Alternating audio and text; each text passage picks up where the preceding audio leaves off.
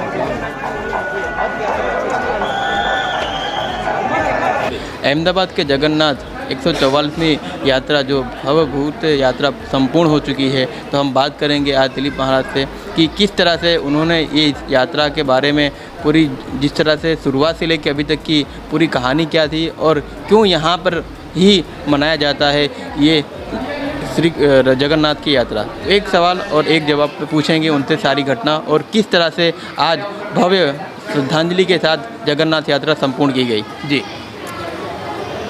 जय रणछोड़, जय जगन्नाथ, जय श्री राम। समस्त अहमदाबाद, गुजरात और भारत देशवासियों को आज के दिन भगवान जगन्नाथ के रथ यात्रा की खूब खूब बधाई। आपने जैसा कि अभी प्रश्न किया कि यहाँ क्यों इतना महत्व है, तो ये विश्व की दूसरी रथ यात्रा है, एक जगन्नाथपुरी और अहमदाबाद की, ये सेकंड स्थान इसको ही दिया जाता है। और जमालपुर जगन्नाथ मंदिर से लेकर के सरसपुर तक की जो इस स्थान की गाथा है, वो संतों के द्वारा भगवान भक्तों के वश में होते हैं। गुजराती भाषा में एक भजन है कि प्रेम न वश थई जाए मारा वाला, प्रेम न वश थई जाए, वो भक्ति के वशीभूत हो जाते हैं। जहाँ कहीं भी जगन्नाथ भगवान का मंदिर होता है, छोटा मोटा रथ यात्रा वहाँ आज के दिन अवश्य निकलता है। लेकिन यहाँ की रथ यात्रा की जो परंपरा है, पहले निकाली जाती थी। अहमदाबाद का दूसरा नाम था धमालिया शहर। उस समय धमाल होता था, कहीं से निकल के कहीं पे रथ खड़ी हो जाती थी, रुक जाती थी, फिर पुलिस वाले उसको रथ को मंदिर तक पहुँचाते थे। अंतोगत्वा आते आते रथ यात्रा कालोपुर तक आई।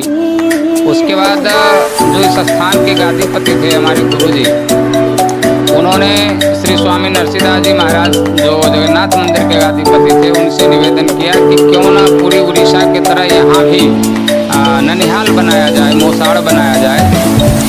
तो बोले बनाने में कोई दिक्कत नहीं है, लेकिन कहाँ बनाए? तो बोले सरसपुर में बनाइए। बोले सरसपुर थोड़ा लंबा पड़ जाएगा और यहाँ से जब लोग वहाँ जाएंगे तो लोग को भूख लगेगी, तो वहाँ भोजन कौन कराएगा? भोजन की व्यवस्था कहाँ होगी? और यहाँ तो छोटी छोटी पोलें हैं, पोलों में जगह नहीं। तो गुरुजी ने उस समय में कहा था कि आप रथ को लेकर के सरसपुर आइए और वासन शेरी को मोसाड़ बनाइए और सभी की भोजन आदि की व्यवस्था हम करेंगे। अगर बहुत ज़्यादा व्यवस्था नहीं कर पाए तो हम खिचड़ी और साग सबको भोजन कराएंगे। नरसिंहदास जी महाराज बहुत प्रसन्न हुए। गर्मी का मौसम है, सुपाच्य भोजन होता है खिचड़ी, और भगवान जगन्नाथ जी को खिचड़ी अतिशय प्रिय है। कर्माबाई की कथा है, प्रतिदिन बिना मुंह धोए हुए भगवान सुबह 3 बजे ही पहुंच जाते थे कर्माबाई के यहाँ खिचड़ी खाने के लिए। तो वो खिचड़ी का प्रसाद पहली बार बना और सरसपुर में जो लोग रहते थे, सरसपुर के लोगों को इतना आनंद आया कि दूसरे वर्ष से गुरुजी को काफ़ी सारा सपोर्ट और समर्थन मिला। जिस दिन उसके बाद दूसरे वर्ष से प्रतिवर्ष 2 दिन का भंडारा यहाँ चालू हुआ। तो अमावस को भगवान पूर्णतः स्वस्थ हो जाते हैं, जैसा कि कथा है कि भगवान मौसार जाते हैं और वहाँ कच्चे केरी और जामुन बहुत खाते हैं, जिससे वो आँख आ जाता है। तो पट्टी बंधी हुई होती है आँख पे। उस समय में गूगल्स वगैरह नहीं था, लोग पहनते थे, और ये एक से दूसरे में फैलने वाली बीमारी है। आज भी ये वायरस है कहीं कहीं, लेकिन कम मात्रा में है। तो अमावस के दिन स्वस्थ हो जाते हैं तो मामा को बड़ी खुशी होती है। स्वाभाविक है कि मेरे यहाँ मेहमान आया था और बीमार हो गया। बीमारी से जब वो ठीक होते हैं तो उसके खुशी में नयन सलाखा एक कार्यक्रम होता है। भगवान को अंजन वगैरह लगाया जाता है आँख को साफ करने के लिए। आँख का वो एक प्रकार का ट्रीटमेंट है, पूजा पद्धति में उसको लिया गया है। आती है नीम के लकड़ी से घिस करके वो अंजन बनाया जाता है, जो आँखों के मोतिया तक को ठीक कर देता है, जो आज आयुर्वेद में है लेकिन हम सब समाज को पता नहीं है। तो वो कार्यक्रम किया जाता है और उसके संदर्भ में यहाँ अमावस को 1000 से 1500 तक साधु संत यहाँ आते हैं। चूँकि कोरोना काल है, कर्फ्यू है और सरकार का गाइडलाइन ऐसा था जिसके वजह से बहुत सारे महात्मा नहीं आ पाए, लेकिन फिर भी यहाँ जो भी परंपरा थी उसको निभाया गया और अमावस को अच्छा भंडारा हुआ।